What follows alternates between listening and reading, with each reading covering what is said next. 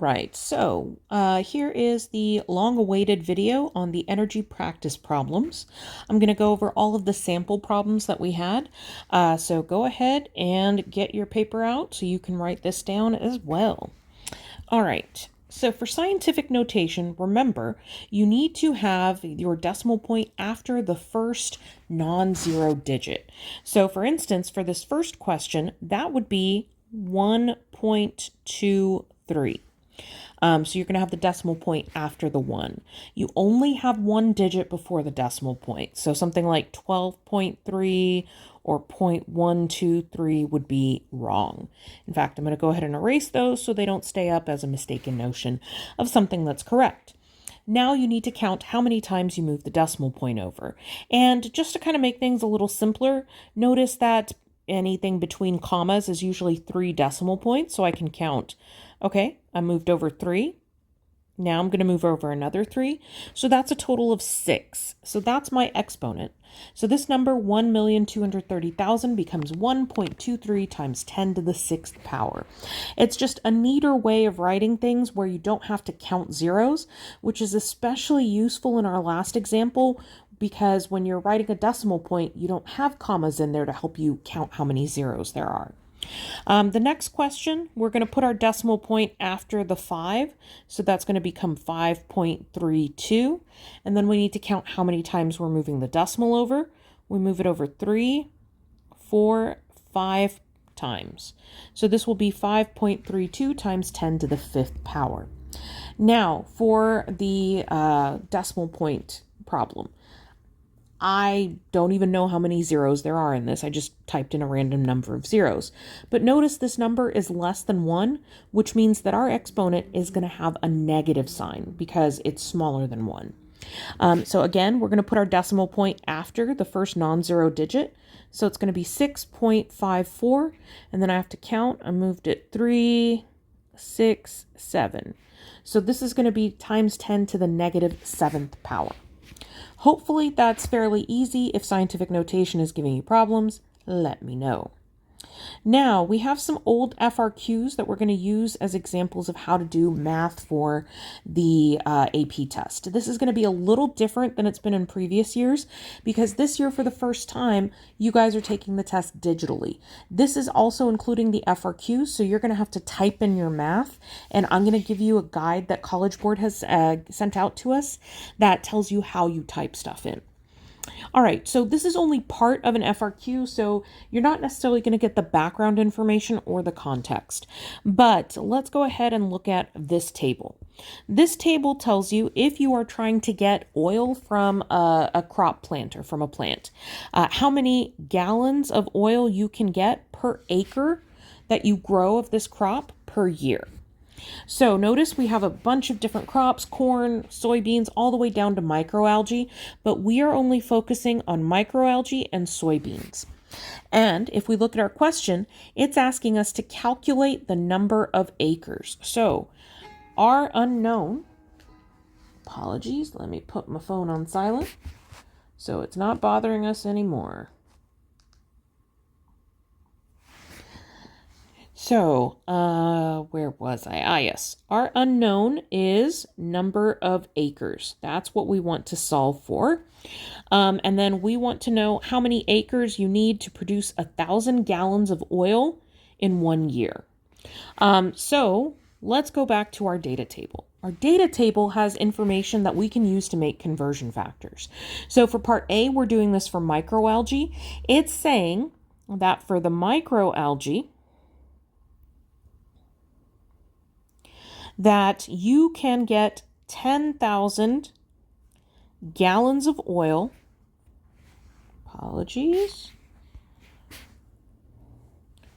per acre that you grow per year. All right. This is a conversion factor. It is not changing the actual quantity of something. It's changing the unit. So we're going from a unit of gallons to a unit of acres. What this means, this is basically equivalent to 1.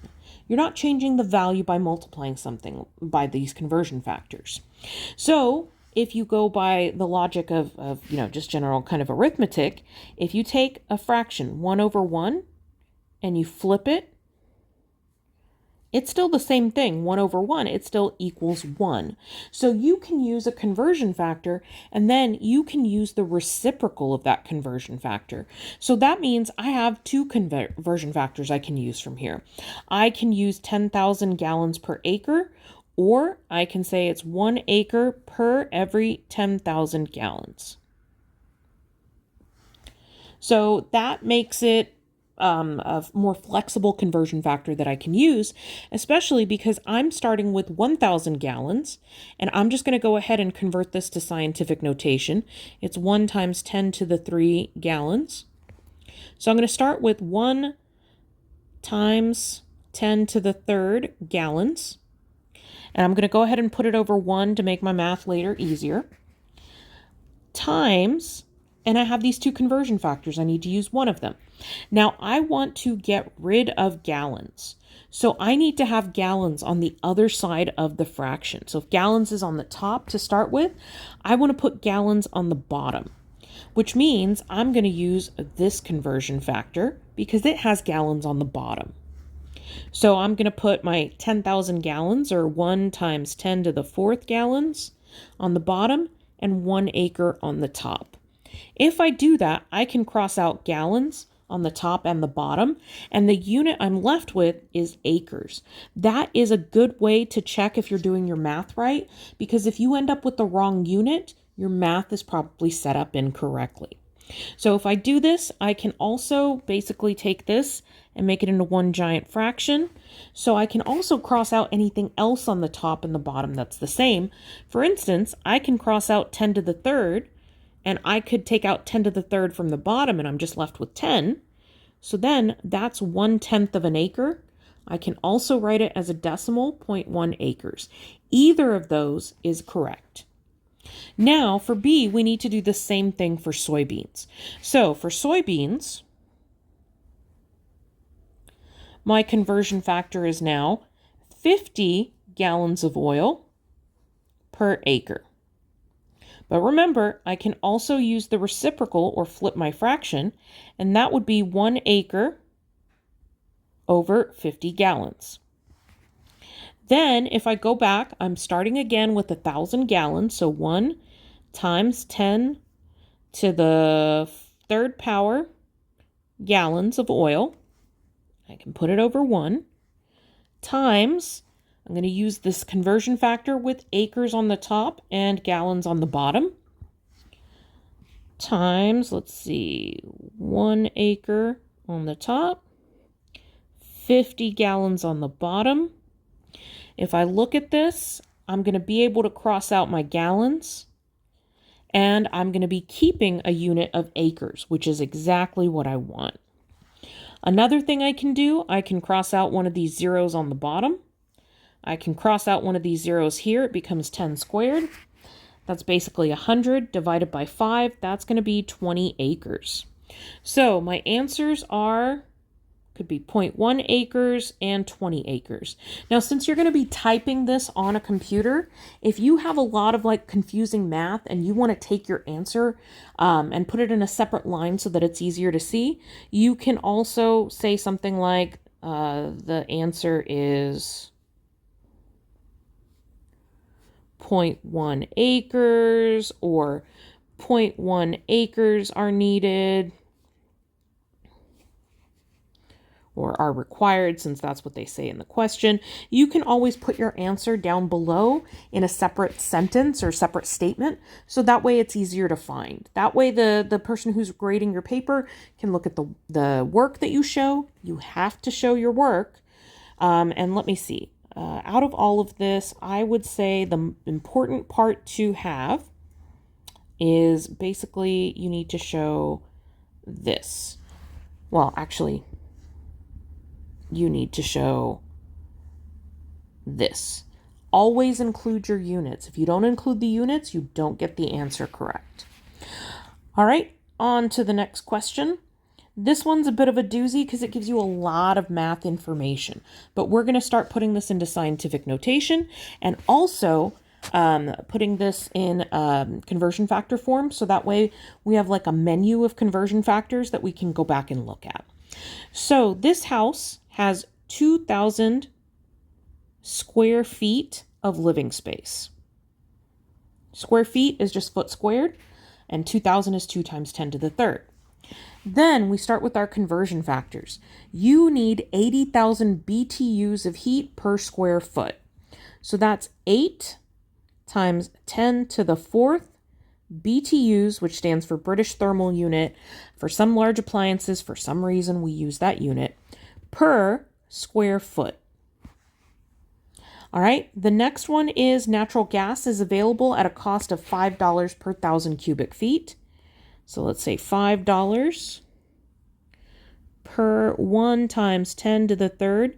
And just to make it less easy to confuse these two, instead of just writing cubic feet, I'm going to write cubic feet of methane, just so I don't get mixed up between my square feet and my cubic feet. Then my next conversion factor is 1 cubic foot of natural gas. So natural gas is mostly methane, gives you 1,000 BTUs of energy. And then what probably cost a lot of people their points is this last statement. The house is 80% efficient, the furnace. So what that means is basically, let's say that this was the amount of energy that you're burning.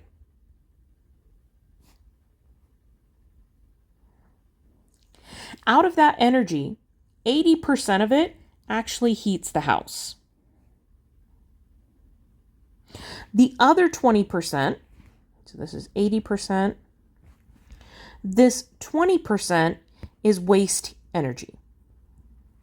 It might be like low quality heat energy that's not usable for anything.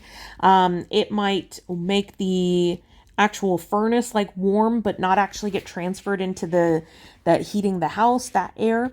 So that's important because out of your total energy bill, 20% of it, you've got to basically have 20% more than what you would have to heat the house, because that's accounting for that 20% that would end up being waste energy.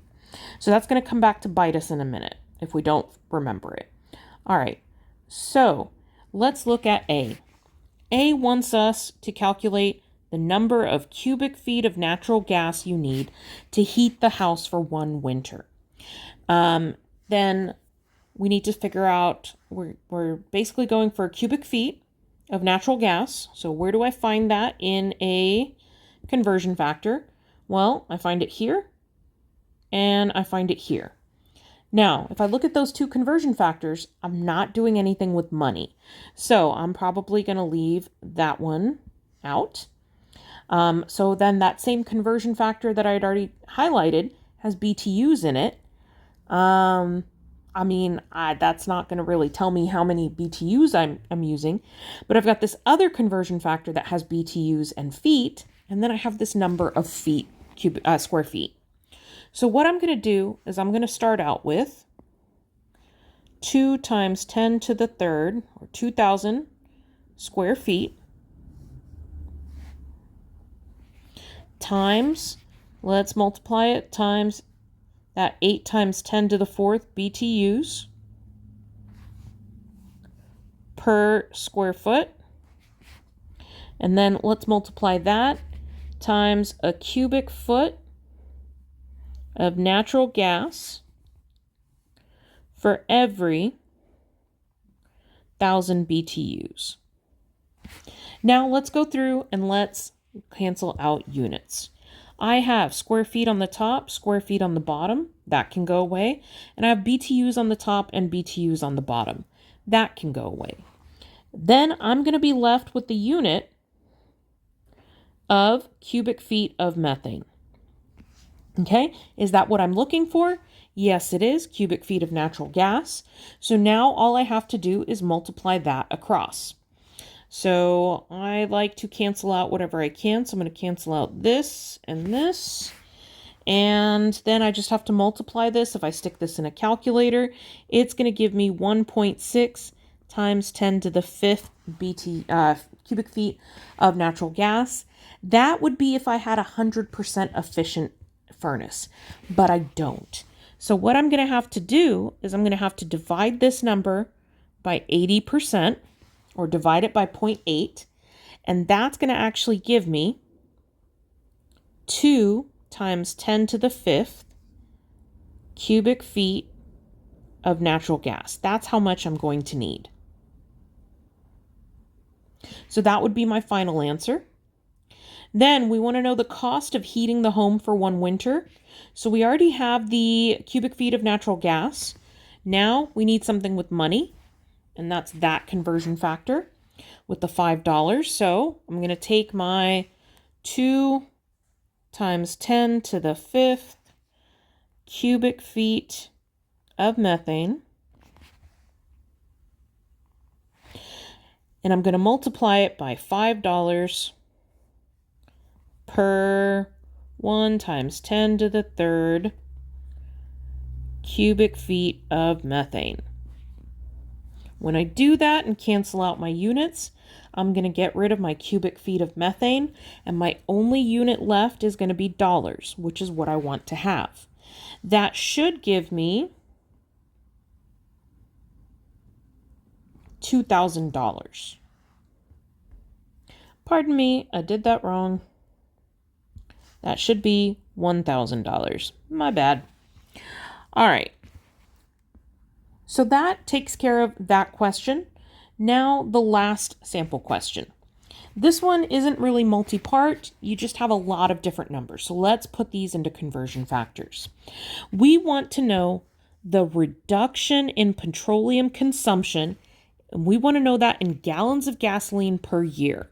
So our unknown is going to be gallons per year. That's our unit that we want in the end. That could be achieved by introducing electric vehicles with the following assumptions. All right, so my conversion factors are the mileage rate is 25 miles, and I tend to write out miles because M stands for meters, per gallon of gasoline. The average car is driven 10,000, and let me go ahead and put that in scientific notation. So that's 1 times 10 to the 4th miles per year. And then the United States has 150 million cars. So 150 million is going to be 1.5 times 10 to the 8th power cars. And 10% of those could be replaced with electric cars. So if we want to know how much gasoline would be saved, we're going to find how many cars would not be driving with gas, and that's going to be 10% of this number. So that is, we are going to get rid of the use of 1.5 times 10 to the 7th cars worth of gasoline. So that's the number we're going to start with. Okay. Now, I could include the unit cars, but then I'm going to have to do other more complicated unit stuff. So I'm going to leave out that unit for now. So 1.5 times 10 to the 7th cars. That's how many cars I have. I want my answer to be in gallons per year. I have miles per gallon, and I have miles per year. Well, what I could do is I want to get gallons on the top, so I can take this conversion factor and I can flip it upside down. So that way I get gallons on the top. And I know this feels like I'm saying, oh, I can do this, I can do that. Feels like I'm just playing with math. I am a little bit. All right. So then what I could do is I can say 1 gallon for every 25 miles. And then I want to get rid of my miles. So I can use my conversion factor that I have left, and I can say, okay, then that's 1 times 10 to the 4th miles every year. If I do that, what do I get rid of? I get rid of miles, and my answer is in gallons per year, which is exactly what I wanted. All right, so now I just have to multiply this out. And then your answer that you're going to get from this is going to be 6 times 10 to the 9th gallons of gas per year. That's 6 billion gallons of gas per year. And this is an older question, so if the 10% of the 150 million cars that were being driven at the time were replaced with electric vehicles. So I hope these examples help you see a little bit how to set this up. It helps if you have all of your conversion factors written out. That way you can kind of take a look and see where you can get rid of the units you don't want, where you can introduce the units you do want. And I know that this is tricky. I know I go through this a little fast. I've done these problems multiple times. If I was figuring out a brand new problem, this would take me longer. So when you're doing this on your actual FRQs on your AP test, yes, this might take a little longer and you might end up, having to play with your scratch paper and go through this a couple of times. Honestly, if the math scares you, save it for last, but some of the math is not hard. So make sure you read every question before you decide what you're going to do, which parts you're going to do, when you're going to do them. All right, good luck.